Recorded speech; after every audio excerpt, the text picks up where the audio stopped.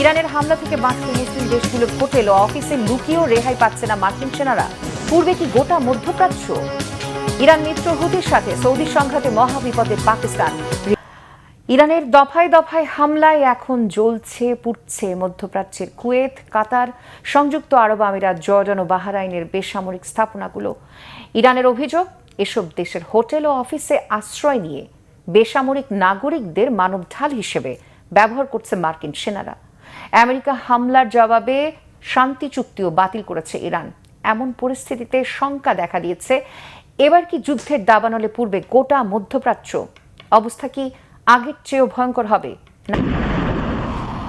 ইরানের দফায় দফায় বৃষ্টির মতো মিসাইল আর ড্রোন হামলা থেকে এবার শুধু মধ্যপ্রাচ্যে থাকা মার্কিন ঘাঁটি নয়, ছাড় পাচ্ছে না ওই অঞ্চলের মুসলিম দেশগুলোর স্থাপনাও। ইরানের ইসলামী বিপ্লবী গার্ড বাহিনী আইআরজিসির হামলায় আগুনে পুড়ে গেছে কুয়েতের বিদ্যুৎ কেন্দ্র ও পানি শোধনাগার। সেখানেই শেষ নয়, আইআরজিসির হামলায় জ্বলে পুড়ে ছারখার কুয়েতের তেল শোধনাগারও। তবে প্রশ্ন উঠেছে, ইরান কেন মার্কিন ঘাঁটি ছাড়াও মধ্যপ্রাচ্যের দেশগুলোর নিজস্ব স্থাপনা ও অবকাঠামোতে হামলা চালাচ্ছে?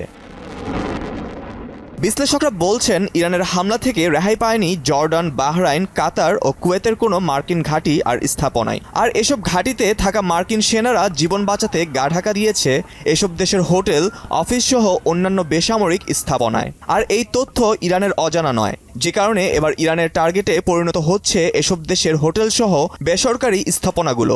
সংযুক্ত আরব আমিরাতের কিছু কিছু হোটেলেরও নাম প্রকাশ করেছে ইরান। খামেনির দেশের অভিযোগ, মার্কিন সেনারা এসব দেশের বেসামরিক নাগরিকদের নিজের স্বার্থে মানব ঢাল হিসেবে ব্যবহার করছে। ইরানের প্রতিশোধ হামলা অব্যাহত আছে জর্ডান, বাহরাইন, কাতার ও কুয়েতের মার্কিন ঘাঁটিতেও।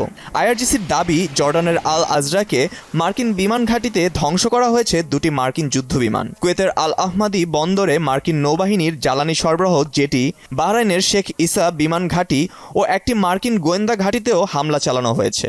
ইরানের জ্যেষ্ঠ সামরিক উপদেষ্টা মোহসেন রেজাই হুঁশিয়ার করেন, আমেরিকা হামলা বন্ধ না করলে সর্বাত্মক যুদ্ধ শুরু হবে।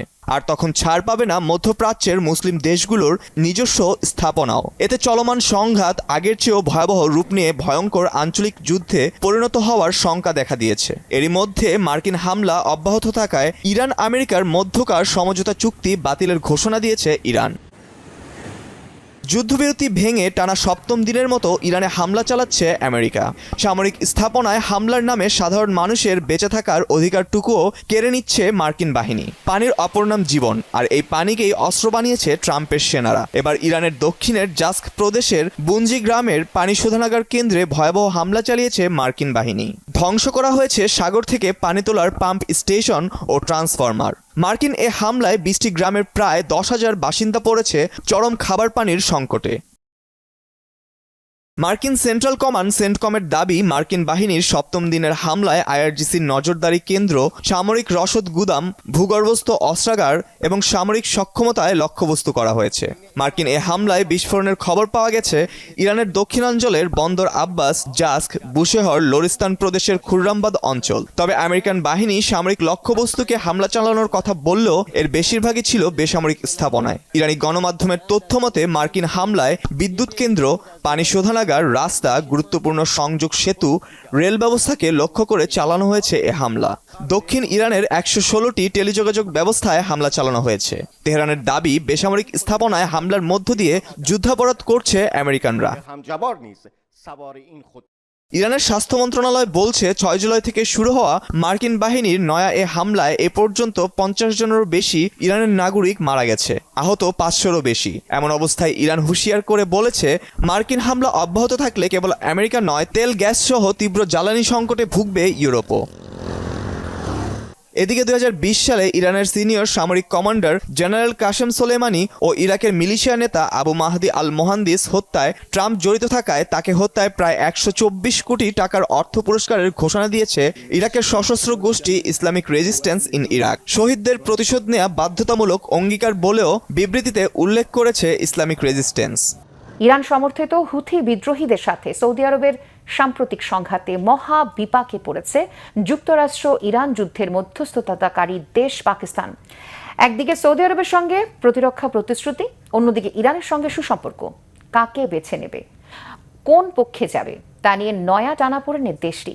সৌদিতে হুথিদের সাম্প্রতিক হামলার পর ইসলামাবাদ কি প্রতিরক্ষা চুক্তির জোরে এই যুদ্ধে জড়িয়ে পড়বে? কি বলছেন বিশ্লেষকরা? যুক্তরাষ্ট্র ও ইরানের মধ্যে চলমান উত্তেজনার মধ্যেই নতুন এক কৌশলগত সংকটে পড়েছে পাকিস্তান। ইয়েমেনের ইরান সমর্থিত হুতি গোষ্ঠীর সৌদি আরবে ক্ষেপণাস্ত্র হামলার পর ইসলামাবাদ আশঙ্কা করছে পরিস্থিতির আরও অবনতি হলে তারা অনিচ্ছা সত্ত্বেও আঞ্চলিক সংঘাতে জড়িয়ে পড়তে পারে। একই সঙ্গে যুক্তরাষ্ট্র ও ইরানের মধ্যে মধ্যস্থতাকারী হিসেবে পাকিস্তানের যে ভূমিকা তৈরি হচ্ছিল তাতেও জটিলতা দেখা দিচ্ছে। রয়টার্সের তথ্য অনুযায়ী গত বছর সৌদি আরবের সঙ্গে স্বাক্ষরিত পারস্পরিক প্রতিরক্ষা চুক্তির কারণে পাকিস্তানের ওপর নতুন ধরনের কৌশলগত চাপ তৈরি হয়েছে। এই চুক্তির আওতায় হাজার হাজার পাকিস্তানি সেনা এবং একটি যুদ্ধবিমান স্কোয়াড্রন বর্তমানে সৌদি আরবে মোতায়েন রয়েছে। ফলে সৌদি আরবের নিরাপত্তার ওপর বড় ধরনের আঘাত এলে ইসলামাবাদের জন্য নিরপেক্ষ অবস্থান ধরে রাখা কঠিন হয়ে যেতে পারে। চলতি সপ্তাহে হুথিরা সৌদি আরবের দিকে ক্ষেপণাস্ত্র নিক্ষেপ করে। তাদের দাবি, সৌদি নেতৃত্বাধীন হামলায় তাদের নিয়ন্ত্রণাধীন একটি বিমানবন্দর লক্ষ্যবস্তু হয়েছিল। এই হামলার মধ্য দিয়ে 4 বছর ধরে কার্যকর থাকা সীমান্তবর্তী যুদ্ধবিরতি কার্যত ভেঙে যায়, যদিও এখন পর্যন্ত সংঘর্ষ একটি ঘটনাতেই সীমাবদ্ধ রয়েছে। নাম প্রকাশ না করে পাকিস্তানের এক জ্যেষ্ঠ কর্মকর্তা রয়টার্সকে বলেন, দেশটির বেসামরিক ও সামরিক নেতৃত্ব সর্বোচ্চ পর্যায়ে ইরানকে স্পষ্ট বার্তা দিয়েছে যে সৌদি আরবের ওপর হামলা মানে পাকিস্তানের ওপর হামলা, এটিই আমাদের লাল রেখা। বিশ্লেষকদের মতে ইসলামাবাদের উদ্বেগের অন্যতম কারণ হল সৌদি ইয়েমেন সীমান্তের কাছাকাছি এলাকায় পাকিস্তানি সেনাদের অবস্থান। ফলে সংঘাত বিস্তৃত হলে পাকিস্তানি সেনারাও সরাসরি ঝুঁকির মুখে পড়তে পারে। একই সঙ্গে লোহিত সাগরে নিরাপত্তা পরিস্থিতির অবনতি হলে পাকিস্তানের জ্বালানি ও বাণিজ্য সরবরাহ ব্যাহত হওয়ার আশঙ্কা রয়েছে। পাকিস্তানের আমদানি নির্ভর অর্থনীতির জন্য এটি বড় ধরনের চাপ তৈরি করতে পারে। পাকিস্তানের নিরাপত্তা বিশ্লেষকরা বলছেন, ইসলামাবাদ এত দ্রুত পরিস্থিতির অবনতি হবে বলে ধারণা করেনি। হুতিরা যদি সৌদি আরবের আরও গভীর হামলা বিস্তৃত করে তাহলে পরিস্থিতি আরও দ্রুত বদলে যেতে পারে। এদিকে পাকিস্তানের নীতি নির্ধারকদের মধ্যে ইরানের অভ্যন্তরীণ ক্ষমতার ভারসাম্য নিয়েও নতুন উদ্বেগ তৈরি হয়েছে। পাকিস্তানি কর্মকর্তাদের ধারণা, প্রেসিডেন্ট মাসুদ পেজেশকিয়ান, পররাষ্ট্রমন্ত্রী আব্বাস আরাকচি কিংবা পার্লামেন্ট স্পিকার মোহাম্মদ বাগের গালিবাফের তুলনায় ইসলামী বিপ্লবী গার্ড বাহিনী IRGC এখন সিদ্ধান্ত গ্রহণে আরও বেশি প্রভাবশালী হয়ে উঠছে। অন্যদিকে মধ্যপ্রাচ্যে নিজেদের কৌশলগত উপস্থিতি আরও জোরদার করতে কুয়েতের সঙ্গেও বিস্তৃত প্রতিরক্ষা চুক্তি নিয়ে আলোচনা চালাচ্ছে পাকিস্তান। বিষয়টি সম্পর্কে অবগত একাধিক সূত্র রয়টার্সকে জানিয়েছে, কুয়েত চায় পাকিস্তান সৌদি আরবের মতোই বড় পরিসরে সেনা, যুদ্ধবিমান, ড্রোন ও আকাশ প্রতিরক্ষা ব্যবস্থা মোতায়েনের প্রতিশ্রুতি দিক। তবে পাকিস্তানি কর্মকর্তারা জানিয়েছেন, অন্তত এই মুহূর্তে যুদ্ধ পরিচালনার জন্য সেনা পাঠানোর বিষয়ে ইসলামাবাদ প্রস্তুত নয়। কুয়েতের সঙ্গে সম্ভাব্য এই চুক্তির বিনিময়ে পাকিস্তান জ্বালানি নিরাপত্তা, বিনিয়োগ এবং তেল সংরক্ষণ সুবিধায় সহযোগিতা চায়।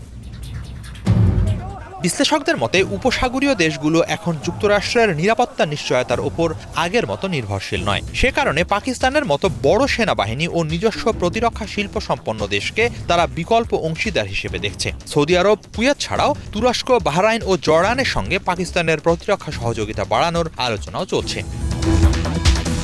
তবে বিশেষজ্ঞরা সতর্ক করে বলছেন, অর্থনৈতিক প্রয়োজন মেটাতে অতিরিক্ত সামরিক প্রতিশ্রুতি দিলে পাকিস্তান ভবিষ্যতে এমন এক অবস্থায় পড়তে পারে যেখানে আঞ্চলিক সংঘাতে নিরপেক্ষ থাকা আর সম্ভব হবে না। বিশেষ করে যুক্তরাষ্ট্র, ইরান ও উপসাগরীয় দেশগুলোর স্বার্থের সংঘর্ষ তীব্র হলে ইসলামাবাদের জন্য একই সঙ্গে মধ্যস্থতাকারী এবং সামরিক মিত্র, এই দুই ভূমিকাই ধরে রাখা কঠিন হয়ে উঠতে পারে।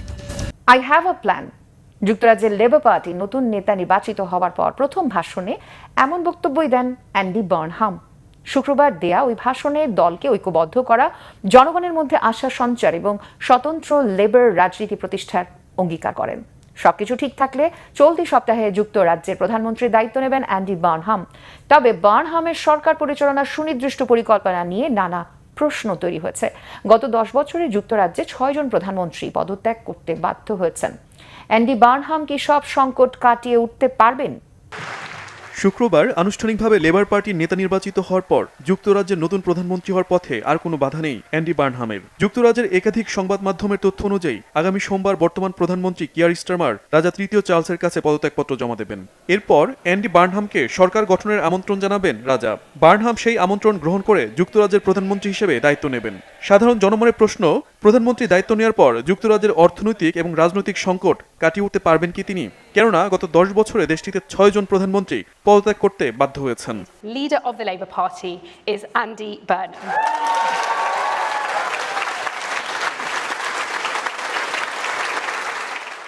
I have a plan. দলীয় দায়িত্ব নেওয়ার পর অ্যান্ডি বার্নহাম তার প্রথম ভাষণে এমনই এক বাক্য তুলে ধরেন। দলকে ঐক্যবদ্ধ করা, জনগণের মধ্যে নতুন করে আশার সঞ্চার এবং স্বতন্ত্র লেবার রাজনীতি প্রতিষ্ঠার অঙ্গীকার করেন। অ্যান্ডি বার্নহাম বলেন, তার নেতৃত্বে লেবার পার্টি আবার শ্রমজীবী মানুষের দল হিসেবে নিজেদের প্রতিষ্ঠিত করবে। জনসেবা, সামাজিক ন্যায় বিচার এবং অর্থনৈতিক বৈষম্য কমানো হবে তার সরকারের মূল অগ্রাধিকার। প্রধানমন্ত্রী হলেও নিজেকে বদলে ফেলা থেকে বিরত থাকার প্রতিশ্রুতি দেন অ্যান্ডি বার্নহাম। সাধারণ মানুষের বাস্তব অভিজ্ঞতার ভিত্তিতেই নীতি নির্ধারণ করার অঙ্গীকার করেন। তবে প্রায় আধ ঘন্টার বক্তৃতার পরও অ্যান্ডি বার্নহামের সরকার পরিচালনার সুনির্দিষ্ট পরিকল্পনা নিয়ে জনমনে নানা প্রশ্ন রয়ে গেছে। রাজনৈতিক বিশ্লেষকরা বলছেন, প্রধানমন্ত্রী হিসেবে দায়িত্ব গ্রহণের অন্তত 6 মাস পর বাস্তবতার কিছুটা বোঝা সম্ভব।